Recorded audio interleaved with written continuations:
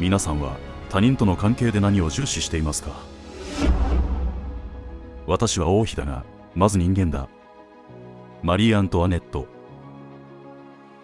この言霊は地位や名誉よりも人間性が大切であることを教えてくれます。これを語ったのはフランス王妃マリー・アントワネットです。皆さんこんにちは、こんばんは。今回はマリー・アントワネットの言霊を紹介していきます。地位や立場にかかわらず何が本質的に大切なのかを考えさせられることでしょう。心に響く言霊コレクションではエネルギーを宿した言葉をご紹介し、皆様のパワーにつながる動画を作っています。ぜひチャンネル登録、グッドボタンをよろしくお願いします。それではまずマリー・アントワネットのルーツを探るところから始め、言霊が生まれた背景を探っていきます。言霊よ、あなたの心に響け。こんにちは、カミルです。マリー・アントワネットさんはとても有名な方ですよね。でも実はどんな人なのかとか、何をした人なのかとかは全然知らないので、今日はしっかり学んでいきたいと思います。言霊からも人間愛にあふれている人なんじゃないかと思うんですけど、生い立ちから順番に教えてください。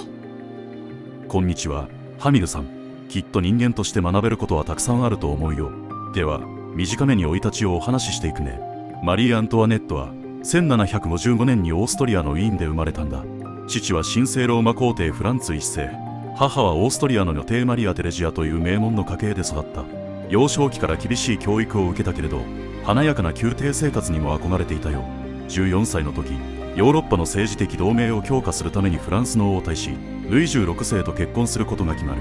フランスに嫁いだ彼女はすぐに王妃としての役割を果たすことになったけど、異国での生活は簡単ではなかった。フランス宮廷での立場は複雑で、フランスの伝統や文化に適応するために多くの苦労を重ねたんだ。14歳で結婚。想像もつかない。でもきっと当時では当たり前のことなんですよね。いきなり王妃になったわけですけど、その後はどんな風に過ごしたんですか？そうだね、14歳で結婚なんて現代では考えられないよね。でも当時の王族にとっては国家間の同盟や権力を強化するためには若いうちから結婚するのが普通だったんだ。アントワネットもそんな政治的な背景の中でフランスへ嫁いだんだ。彼女がフランスに来た時はまだ幼さが残る年齢だったけど、すぐに王妃としての役割が課せられたよ。ベルサイユ宮殿での生活は豪華そのもので、彼女は美しいファッションや贅沢なパーティーで知られるようになった。彼女の華やかなスタイルはフランス中の注目を集め、特に宮廷でのファッションリーダーとして多くの人々に影響を与えたんだ。でもその一方でフランスの経済は悪化していて、国民の生活は苦しかった。贅沢な宮廷生活と国民の苦しみのギャップがどんどん広がり、次第に彼女は浪費家として批判されるようになったんだ。特にフランス革命が近づくにつれてアントワネットへの反感が強まっていった。彼女自身も困難な状況に直面し、孤立感を深めていったんだ。王妃としての生活は華やかだったけど、その背後にはたくさんのプレッシャーや困難があったんだね。国民から嫌われちゃったんですか？でも誤解も含まれているような気がします。時代背景と王族の感覚にミスマッチが起こっちゃったってことですよね。きっとすごくショックだったんじゃないでしょうか。マリー・アントワネットさんの性格も気になるところです。あとはここからフランス革命に突入したらきっと苦しむだろうし、その後はどんな人生だったんでしょうか。そうだね、マリー・アントワネットが国民から嫌われるようになったのは彼女自身にとっても大きなショックだったと思うよ。確かに彼女に対する批判の多くは誤解や偏見が含まれていて、時代背景と王族の感覚とのミスマッチが原因で深刻な問題が生まれてしまったんだ。アントワネットの性格については、彼女は実際にはとても思いやりのある人物だったと言われているんだ。彼女は家族を大切にし、特に子供たちへの愛情は深かった。また王妃としての役割を果たすために多くの努力を重ねていたし、フランス宮廷での厳しい環境にも必死で適応しようとしていたんだ。しかしフランス革命が始まると、彼女はさらに厳しい状況に追い込まれていく。王室は次第に国民からの信頼を失い、革命の波が宮廷に押し寄せる中で、彼女と家族は囚われの身となってしまうんだ。特に王政が廃止された後、アントワネットは夫のルイ16世と共に処刑される運命に直面することになる。彼女は最後まで強い信念を持ち続けたと言われていて、家族のために戦う母としての姿勢を崩さなかった。1793年にルイ16世が処刑された後、アントワネット自身も革命政府により裁判にかけられ、同年10月に処刑されてしまうんだ。最後の瞬間まで彼女は気高さを失わず、周囲に毅然とした態度で臨んだと伝えられている。このように彼女の人生は華やかでありながらも非常に過酷な試練に満ちていたんだ。誤解や時代の変化に翻弄された彼女の姿は私たちに多くのことを考えさせてくれるよね。とても悲しい最後。現代では女性が活躍する場が増えたって言われていますけど、その模範ともなる人物像のような気がします。家族への愛と自分の役割を全うする姿勢にも共感しちゃいました。マリー・アントワネットさん、とても好きになりました。人柄についてはだいぶ分かってきたので、次は言霊の背景について教えていただきたいです。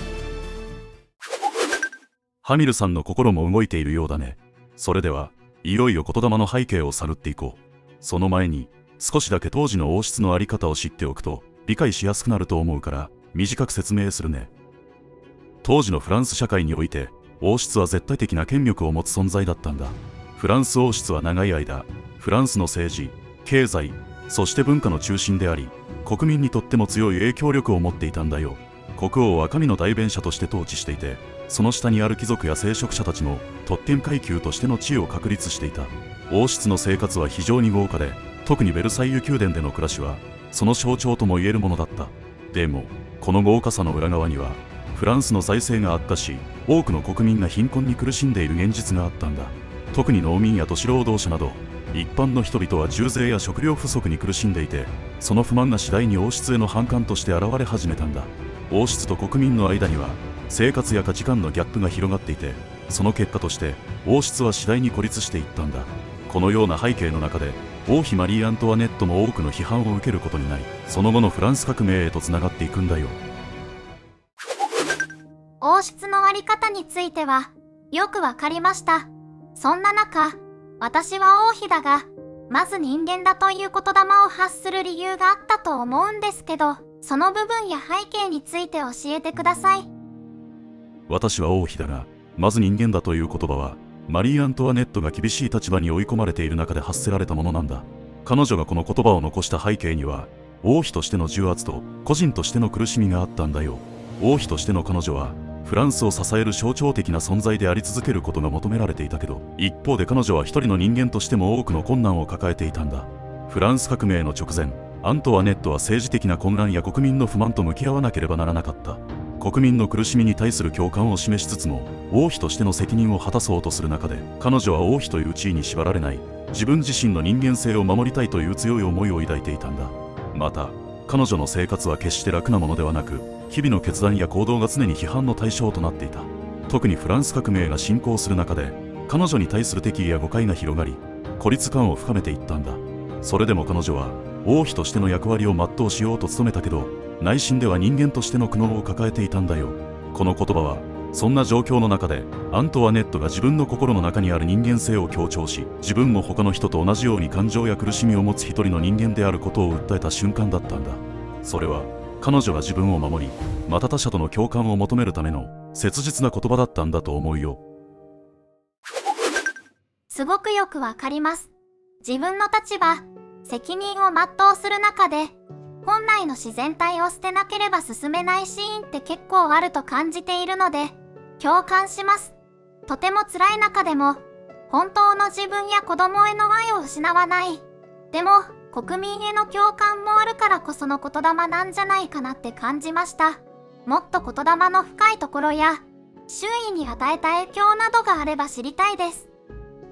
いつもながら、ハミルさんの共感力には驚かされるよ。それではご要望通り、アントワネットの言葉が与えた影響を中心に話すね。マリー・アントワネットの私は王妃だが、まず人間だという言葉は、彼女自身の内面から湧き上がった深い思いを表現していて、その影響は当時の社会やその後の歴史にも大きく関わっているんだ。まず、この言霊は、彼女が王妃という立場にあるにもかかわらず、常に人間としての自分を見失わないように努めていたことを示している。フランス革命が進行していた時期、国民の怒りや不満はピークに達していて、王室に対する批判が強まっていた。彼女は贅沢な暮らしを送っていたとして批判されたけれど、実際には彼女も自分なりに国民の苦しみを感じ取り、理解しようとしていたんだよ。この言葉が示すように、アントワネットは王妃としての責任を全うする一方で、自分自身の人間らしさを大切にしていた。これは彼女が自分の家族、特に子供たちへの深い愛情を持ち続けることに表れているんだ。彼女にとって子供たちはただの王位継承者ではなく大切な存在だったから、その愛情は彼女の行動や言葉に反映されていた。しかし彼女の言葉が広まった背景には、当時のフランス社会における王室と国民との大きな断絶があったんだ。王室は長い間絶対的な権力と特権を持っていたため、国民の生活とは大きなギャップが生まれていた。アントワネットの言霊はそんな時代の中で王室が国民と共感を持てる存在としての再評価を求めたものであり、彼女自身がその葛藤に苦しんでいたことも示しているんだ。この言霊は後に彼女の人間性や共感能力を再評価するきっかけとなったんだ。彼女はフランス革命の象徴的な犠牲者として歴史に残っているけれど、この言葉が伝えるメッセージは、権力者であっても人間としての感情や弱さを持ち続けることの重要性を教えてくれる。現代においてもこの言葉はリーダーシップや人間関係において他者への共感や自己の内面を大切にする姿勢の大切さを示しているんだ。こうしてアントワネットの言葉は時代を超えて私たちに訴えかける力を持っているし、彼女が生きた時代の厳しい現実を反映しているんだよ。すごくて言葉が出てきません。特に深いなって思ったのは、王室への国民からの評価をもう一度見直してほしいという気持ちも込められていたなんて、本当に愛情が深く広い人なんだって思いました。私みたいな取り柄がない人でも少しでも彼女のような慈悲に満ちた力をつけていくことができるんでしょうか。ハミルさんの心には深く突き刺さる内容だったみたいだね。OK。それでは次のセクションで未来に活かせることをディスカッションしてみようよ。マリー・アントワネットの言霊からディスカッションのテーマとなりそうなものを挙げていくね。他者への共感を持つことの重要性。彼女は王妃としての地位を保ちつつも国民や家族への共感を持ち続けたんだ。困難な状況でも自分の人間性を失わないこと。アントワネットは多くの批判や誤解にさらされながらも自分自身の人間性を大切にしたんだ。リーダーシップにおける柔軟な姿勢。王妃としての彼女の姿勢は柔軟で人間らしいリーダーシップを示しているよね。これらの題材から現代や未来に活かせる内容を探っていこうよ。困難な状況でも自分の人間性を失わないことが今話したいことに近い気がします。父は仕事で責任ある立場みたいだし、引っ張る立場にいるみたいなんです。会社内だったり取引先との間で裏切りみたいなこともあったりする業界みたいなんだけど、そんな時に必ず言う言葉が裏切るって言葉は存在しないなんです。この言葉の意味は、自分の視点からは相手が裏切ったように見えるけど、相手の視点に立てば裏切ったわけではなく、その選択がより良かっただけだ。だから人を恨むなということなんです。私は今日マリー・アントワネットさんの話を聞いていて共感できたのは、父の言葉とシンクロしたからなんです。国民への愛があるのにきっとひどい扱いも受けたでしょうし、それでも愛を見失わなかった。このあたりがすごく魅力的だなって思いました。お父さんの言葉、とても深い意味があるね。裏切るという言葉は存在しないという考え方は、自分の視点だけで物事を判断せず相手の立場や状況を理解しようとする姿勢が現れているんだと思う。マリー・アントワネットの話とお父さんの言葉がシンクロした理由がよく分かったよ。アントワネットも厳しい状況にあっても他者を憎んだり恨んだりすることなく、常に相手の気持ちや立場を理解しようとしたんじゃないかな。彼女が王妃として国民に尽くしながらも自分の人間性や愛を失わなかったのは、まさにそうした考え方に通じる部分があるよね。そうですよね。でもここからさらに自分自身も大事にするっていうプラスの願いもマリー・アントワネットさんからは感じたんです。誰かのためを思うのは素晴らしいことだけど、自分を犠牲にするかもしれない、もしくは本当に強い人がやりたいことという夢や目標として成し遂げる姿はこれまでも学ばせてもらったんですけど、苦しみの中で自分も他者も大事にするって姿勢が新しい学びに感じているんです。誰かのためにということは素晴らしいけど、それが自分を犠牲にすることになってしまうと限界が生じてしまうということだよね。アントワネットが私たちに教えてくれるのは、他人を大切にすることと自分自身を大切にすることの両立なんだと思う。アントワネットは王妃としての責任のために多くの困難がある彼女の生き方からは、厳しい状況でも自分の信念や価値観を大切にすること、そして他人との関係においても相手を理解しようとする姿勢を持つことが感じ取れるね。これが矛盾なく存在しているからこそ、多くの人に後の世で共感される偉人となったんだと思うよ。私たちは自分の目標や夢を大事にしながら、他人とのバランスを意識して自分を見失わずに進んでいくことが大事なんじゃないかな。それを達成する過程で自分自身を犠牲にしてしまうと、本来の自分らしさを忘れてしまう可能性があるからね。とはいえ、それがとても難しいことであるのも事実だから、こうして偉人の人生を通して学ぶ機会もとても大切なことだと思うんだ。マリー・アントワネットのように困難の中でも自分の信念を守りつつ、周囲への思いやりを忘れない姿勢は、現代社会でも個々の人生でもとても大切なことだね。ハミルさんがアントワネットの生き方に共感できる部分があるというのは、この両立の考え方を大切にしているからこそだと思う。お父さんの言葉と結びつけて考えることで、マリー・アントワネットの言霊がより深く心に響いたんだね。はい、まさにその通りです。私も両立ができることが理想だと思っています。でも、きっと理想主義者だ、とか、絶対無理だよ、とか言われるかもって、ずっと心に秘めてきたんです。今日初めて話してみて、少しずつでも積み上げていこうかなって思いました。私にとって特別なテーマを学ばせていただいたマリー・アントワネットさんに感謝です。あと、次の父の誕生日にでも尊敬してるって伝えてみようかなって思いました。見てくださっている皆さんも何か感じたことがあればコメント欄で教えてください。今日はありがとうございました。皆さん、ここまでご視聴いただきありがとうございました。ここでもう一度あなたに問いかけます。あなたは他人との関係で何を重視しますか？今回の動画ではマリー・アントワネットの言霊、私は王妃だがまず人間だについて考察しました。彼女の言葉は困難な状況でも自分の人間性のみを優先せず、他者への共感を忘れない姿勢を感じ取れます。一方で自分自身のアイデンティティをなくさずに生きることの大切さも学びました。自分の信念を持ちながら周りの人々との良い関係を築いていくことを両立することを深く考察する良い機会に出会えたと思います。